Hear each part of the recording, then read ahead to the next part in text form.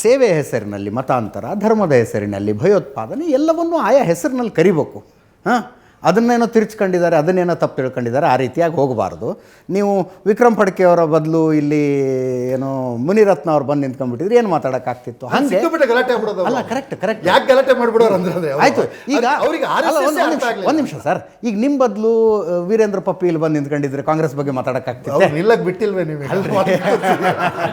ಅದನ್ನೇ ಹೇಳೋದು ನಾನು. ಈಗ ನನ್ನ ಉತ್ತರ ಒಂದೇ ಸರ್, ಇವರು ಇಲ್ಲಿಯವರೆಗೆ ಸಂಘ ಪರಿವಾರದ ಭಗವದ್ಗೀತೆ ಸ್ಮೃತಿ ಅಂತ ಹೇಳ್ತಾ ಇದ್ರು ಸರ್. ನೀವು ಇದನ್ನ ನಿರಾಕರಿಸ್ಬಿಟ್ರೆ, ಕಠಿಣ ಪ್ರಶ್ನೆ ಬಂದಾಗ ಇನ್ನೆಲ್ಲೋ ಹೋಗ್ಬಿಡ್ತೀರಿ. ಅಲ್ಲಲ್ಲ ಸರ್, ಇಲ್ಲಿ ಕಠಿಣ ಪ್ರಶ್ನೆ ಬಂದಾಗ ಇದನ್ನ ನಿರಾಕರಿಸ್ಬಿಟ್ರೆ ಸಮಸ್ಯೆನೇ ಇಲ್ಲ. ಕಠಿಣ ಪ್ರಶ್ನೆ ಬಂದಾಗ ಇನ್ನೆಲ್ಲೋ ಹೋಗ್ಬಿಡ್ತೀರಿ ನೀವು. ಭಗತ್ ಸಿಂಗ್, ರಾಜ್ಗುರು, ಸುಖದೇವರನ್ನು 2016 ತನಕ ಈ ದೇಶದ NCERT ಬುಕ್ನಲ್ಲಿ ರೆವಲ್ಯೂಷನರಿ ಟೆರರಿಸ್ಟ್ ಅಂತ ಕರೆಯಲಾಗ್ತಾ ಇತ್ತು. ಆ ವಿಷಯಕ್ಕೆ ಹೋಗೋದು ಬೇಡ, ರೆವಲ್ಯೂಷನರಿ ಟೆರರಿಸ್ಟ್ ಅಂತ. ಈ ಸಬ್ಜೆಕ್ಟ್ ಅಲ್ಲ. ಓಕೆ, ಅಂಬೇಡ್ಕರ್ನ ಅವ್ರು ಒಪ್ಕೊಂಡಿರಲಿಲ್ಲ, ಅಂಬೇಡ್ಕರ್ನ ಈಗ ಒಪ್ಕೊಂಡು ಮುದ್ದಾಡ್ತಾರೆ. ಅಂಬೇಡ್ಕರ್ ಕಾಂಗ್ರೆಸ್ನ ಒಪ್ಕೊಂಡಿದ್ರ? ಕಾಂಗ್ರೆಸ್ಸಿನ ಸದಸ್ಯರೇ ಆಗಿರಲಿಲ್ಲ ಅಂಬೇಡ್ಕರ್ ಯಾವಾಗಲೂ ಕಾಂಗ್ರೆಸ್ಸಿನ ಸದಸ್ಯರೇ ಆಗಿರಲಿಲ್ಲ.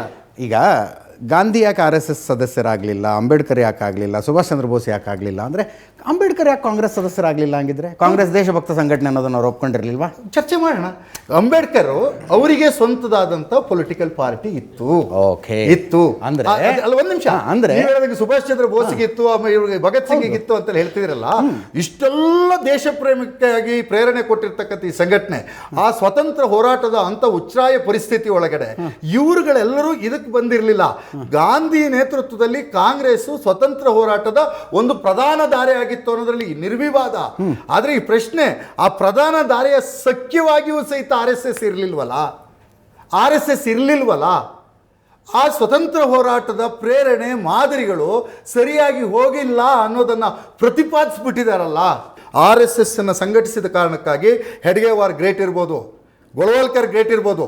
ದೇಶವನ್ನು ಸಂಘಟಿಸಿದ ಕಾರಣಕ್ಕಾಗಿ ಗಾಂಧಿ ಮತ್ತು ಅಂಬೇಡ್ಕರೇ ಗ್ರೇಟ್ ಆಗ್ತಾರೆ ಹೊರತು ಗಾಂಧಿ ಗ್ರೇಟ್ ಆಗಕ್ಕೆ ಸಾಧ್ಯ ಇಲ್ಲ ಅನ್ನುವಂಥದ್ದು ನನ್ನ ಅಭಿಪ್ರಾಯ.